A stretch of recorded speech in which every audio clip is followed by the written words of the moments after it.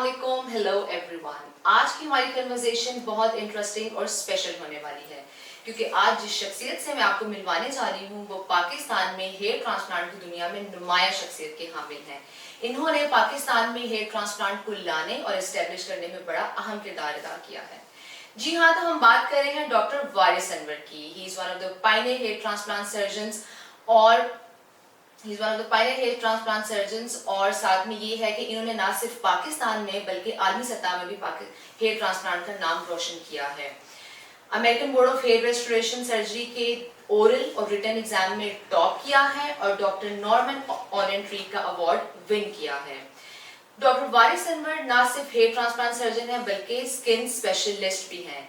तो आइए हम जानते हैं डॉक्टर वारिस अनवर से उनकी हेयर ट्रांसप्लांट की जर्नी और उनकी लाइफ अचीवमेंट्स। जी sir. Thank you so much doctor Misbah for kind words about me. तो मैं ये कहूँगा कि इट्स ब्लेसिंग ऑफ अल्लाह कि मैं इस फील्ड में हेयर ट्रांसप्लांट के और स्किन के आया, क्योंकि मेरी जर्नी ऐसे स्टार्ट हुई कि जिस वक्त मैंने हाउस जॉब कंप्लीट करने के बाद डर्माटोलॉजी में आया और मैंने ये डिसाइड किया कि मैंने स्किन के फील्ड में आगे सीखना है और ग्रो करना है। तो मेरी ट्रेनिंग गंगाराम हॉस्पिटल में हो रही थी। तो उस वक्त मुझे एक रियलाइजेशन आई कि पाकिस्तान में अभी स्किन का जो फील्ड है उसमें हम बहुत पीछे हैं बाकी मॉडर्न वर्ल्ड से। तो मैंने उस वक्त ये डिसाइड किया कि मैंने इंटरनेशनल ट्रेनिंग लेनी है। मैंने लोकल यहाँ का जो हमारा FCPS था, एक रेगुलर फॉर्मेट, उसको फॉलो नहीं करना। तो मैंने 3 साल की ट्रेनिंग की गंगाराम हॉस्पिटल से स्किन में। उसके बाद लकीली मेरे एक सीनियर थे, उन्होंने मुझे बताया कि अमेरिका में यूनिवर्सिटी ऑफ मियामी फ्लोरिडा में एक फेलोशिप प्रोग्राम हो रहा है जिसमें स्किन के मुतालिक जो लेटेस्ट टेक्नोलॉजी और टेक्निक्स हैं, लाइक उस वक्त laser hair removal, Botox, fillers, ये मॉडर्न ट्रीटमेंट्स होती थी कि आप वहाँ अप्लाई करें। मैंने वहाँ अप्लाई किया and luckily I got selected for guest fellowship programme. मैं वहाँ चला गया। वहाँ पे एक दिन राउंड के दौरान मेरे प्रोफेसर थे, प्रोफेसर डॉक्टर बर्नार्ड कोहन। उन्होंने मुझे पूछा, doctor Anwar would you like to learn hair transplant? और मैंने इमीडिएटली कहा yes sir, and then he arranged my training in hair transplant. वहाँ पे प्रोफेसर एमरिटस थे डॉक्टर बर्नार्ड कोहन, उनका करीब ही एक जगह है कोरल गेबल, वहाँ ऑफिस था। उन्होंने वहाँ मेरे लिए ट्रेनिंग अरेंज की। तो this is my journey, how I started my skin and hair transplant field. माशाल्लाह सर, आपकी हेयर ट्रांसप्लांट की जर्नी तो बहुत खूबसूरत है। तो सर आप ये बात बताएं कि अगर आपकी वहाँ पे इतनी अच्छी प्रैक्टिस स्टार्ट हो गई थी तो फिर आपने वापस पाकिस्तान आने का क्यों सोचा?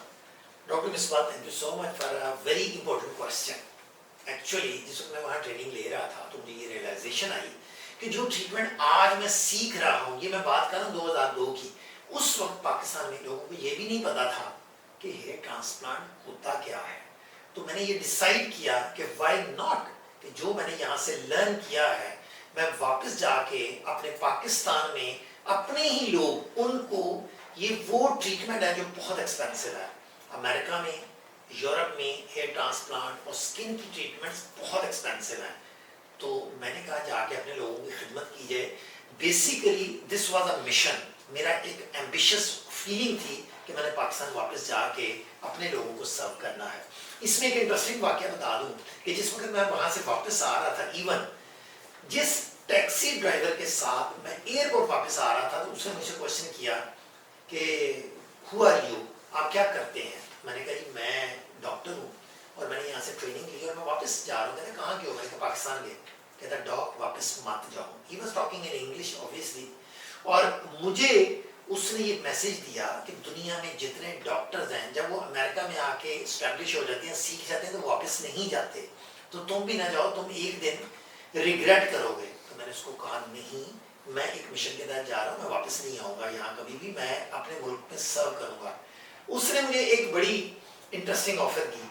कहता है अगर तुम डिसाइड कर लो कि तुमने वापस मुल्क अपने नहीं जाना और अपने घर जाना है तो मैं तुमसे किराया नहीं लूँगा, आने का भी नहीं, वापस भी नहीं जाने का, क्योंकि मैं एक डॉक्टर की हेल्प कर रहा हूँ जो कि अमेरिका छोड़ के जा रहा है। लेकिन मैंने कहा नो, मैंने पाकिस्तान जाना है और अपने लोगों को सर्व करना है।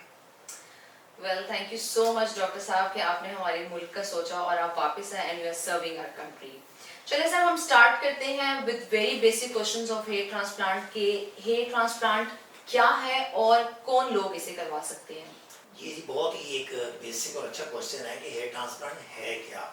हेयर ट्रांसप्लांट बुनियादी तौर पर क्योंकि ज़्यादातर लोगों को ये पता लग चुका है हेयर ट्रांसप्लांट क्या है, लेकिन मैं फिर भी इसको सिंपल वर्ड्स में एक्सप्लेन करूंगा ताकि हर बंदे को ये समझ आए। हेयर ट्रांसप्लांट बुनियादी तौर पे एक ऐसा प्रोसीजर है जिसमें हम जिस्म के किसी भी हिस्से से, पहले सिर्फ सर के पिछले हिस्से से हम बाल ले सकते थे, लेकिन अब ये चेंज हो गया है। सर के पिछले हिस्से से आप अपनी दाढ़ी से या चिन से, चेस्ट से, बाजुओं से, जहाँ कहीं पे भी बाल अच्छी क्वालिटी के अवेलेबल हैं वहां से लेके आगे जो सर के गंजापन है वहां पे हम लगा सकते हैं। इसको हेयर ट्रांसप्लांट बोलते हैं। आपका अगला क्वेश्चन था कौन लोग करवा सकते हैं। इसमें वो तमाम अमराज जिनमें बाल हमेशा के लिए उतर जाते हैं और वो किसी दवाई से या किसी और ट्रीटमेंट से बाल वापस नहीं आ सकते, तो उसके लिए हम हेयर ट्रांसप्लांट करते हैं। जिसमें बड़ी बड़ी मैं आपको मिसालें दे दूं, जैसे बर्न से किसी के बाल उतर गए, मर्दाना मरूसी गंजपन से उतर गए, किसी एक्सीडेंट के बाद स्कार आ गए उससे उतर गए, या बीमारियां हैं जिनमें शदीद इन्फेक्शन हुआ और स्किन में हमेशा के लिए जड़ें डेड हो गई, तो इन तमाम चीज़ों में आपको हेयर ट्रांसप्लांट करना पड़ता है। अच्छा डॉक्टर साहब, मेरा आपसे अगला सवाल ये है कि हेयर ट्रांसप्लांट किस स्टेज या किस उम्र में करवा सकते हैं। ये डिपेंड करता है जी कि उस बंदे की स्टेज क्या है बाल्डनेस की। अगर तो एक बंदा ऐसा बंदा है कि जो एडल्ट हो चुका है और किसी एक्सीडेंट में उसका हेयर लॉस हो चुका है, तो आप उसी वक्त उसका हेयर ट्रांसप्लांट कर सकते हैं। लेकिन जो मर्दाना मरूसी गांजपन है, चूंकि ये बड़ा कॉमन है, तो उसमें यंग एज में मैं हमेशा अपने पेशेंट्स को एडवाइस करता हूँ कि ये आपकी बाल बचाने की उम्र है, बाल लगवाने की नहीं है। ये फ़र्क समझ लें।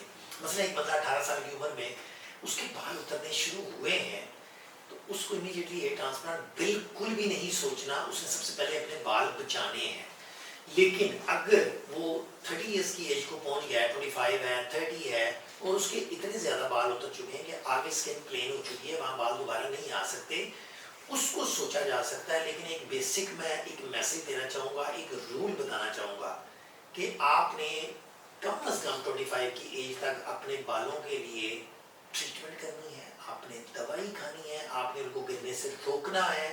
लेकिन अगर आप 25 या 30 को क्रॉस कर गए हैं और आपका सर का अगला हिस्सा खाली हो चुका, फिर आप हेयर ट्रांसप्लांट करवा सकते हैं। लेकिन बेस्ट तरीका ये है कि आपने अपने एक्सपर्ट हेयर ट्रांसप्लांट सर्जन के पास जाना है, उसको डिसाइड करने देना है। आपने ये जाके नहीं कहना मैं हेयर ट्रांसप्लांट करवाने आया हूँ, आपने ये मशवरा लेना है कि मुझे क्या करना है, फिर आपको बेस्ट मशवरा मिलेगा। जी डॉक्टर साहब, मेरा अगला सवाल आपसे ये है और जो कि बहुत ज़रूरी सवाल है, लोग जानना भी इसको चाहते हैं कि हेयर ट्रांसप्लांट के बाद की जो मेडिकल केयर है और इसका रिकवरी टाइम क्या है। हेयर ट्रांसप्लांट के बाद जो आपका यूजुअली, अब हम एक ऐसे एरा में एंटर हो चुके हैं कि हेयर ट्रांसप्लांट जैसे हम करते हैं सुपर रिफाइंड टेक्निक्स हैं। हम पीछे से जो बाल लेते हैं वो FUE से लेते हैं, और FUE भी माइक्रो FUE, जिसमें 0.7 0.8 mm का हम पंच यूज करते हैं, जो कि 2-3 दिन में जहाँ से बाल लिया जाता है वो गैप खत्म हो जाता है, गैप फिल हो जाता है। उसके बाद जहाँ आगे लगाया जाता है वो भी लेस दैन 1 mm का कट है जिसमें बाल लगता है। तो एट एवरेज आप कह सकते हैं विद इन 2-3 डेज आप बिल्कुल कंफर्टेबल होते हैं। इवन के अगर आपने हेयर ट्रांसप्लांट करवाया है सैटरडे वाले दिन, आप संडे को रेस्ट करके मंडे से अपनी जॉब पे वापस जा सकते हैं, कोई ऐसा इशू नहीं है। लेकिन एज ए होल अगर कोई बंदा बहुत केयरफुल है तो 5 to 7 days are pretty enough कि वो बिल्कुल रेस्ट करके दोबारा अपने काम पे जा सकता है। और इसकी जो केयर है सिर्फ इनिशियली आपको अवॉइड करना है किसी डस्टी जगह पे जाने पे, किसी ऐसी जगह पे जाने पे जहाँ पे कोई गर्द है, कोई धुआं है, मट्टी है, इस तरह की चीज़ों से अवॉइड करना है। आपने साफ सुथरे इन्वायरमेंट में रहना है। आपने कैप पहन के रखनी है कि अगर आप कहीं बाहर जाते भी हैं तो उसमें ना हो। लेकिन इसमें कोई भी ऐसी मुश्किल चीज़ नहीं है जिसमें आप ये कहें कि इसकी केयर मुश्किल है। जी ठीक हो गया, बिल्कुल। अच्छा सर, ये आप एक बात बताएं कि हेयर ट्रांसप्लांट में जिस्म के किस हिस्से से बाल लिए जा सकते हैं और फिर उसको कहाँ कहाँ हम लगा सकते हैं? Doctor Mishra, thank you so much. ये आपका जो क्वेश्चन है ये एक्चुअली एक गेटवे ओपन करेगा न्यू डिस्कशन के लिए, क्योंकि पहले ज़्यादातर लोगों को यही पता है कि हेयर ट्रांसप्लांट जिस वक्त किया जाता है तो सर के पिछले हिस्से से बाल लिए जाते हैं, जबकि अब ये कॉन्सेप्ट थोड़ा सा इस तरह चेंज हो गया है कि बाज़ लोगों का डोनर एरिया बहुत ज़्यादा नहीं होता और आगे जो एरिया है रेसिपिएंट एरिया जहाँ पे बाल लगने हैं वो बड़ा एरिया है। तो अब हम एक्सपर्टीज़ के उस लेवल पे पाकिस्तान में कई ऐसे डॉक्टर्स हैं, मैं हूँ, उसके अलावा भी हैं, जो आपके सर के अलावा आपकी दाढ़ी से, आपकी चेस्ट से, आपकी बैक से जहाँ घने बाल हैं उनको लिया जा सकता है, सेफली इनको लगाया जा सकता है और ये बाल आपको बाद में ग्रो करेंगे और आपको एक नेचुरल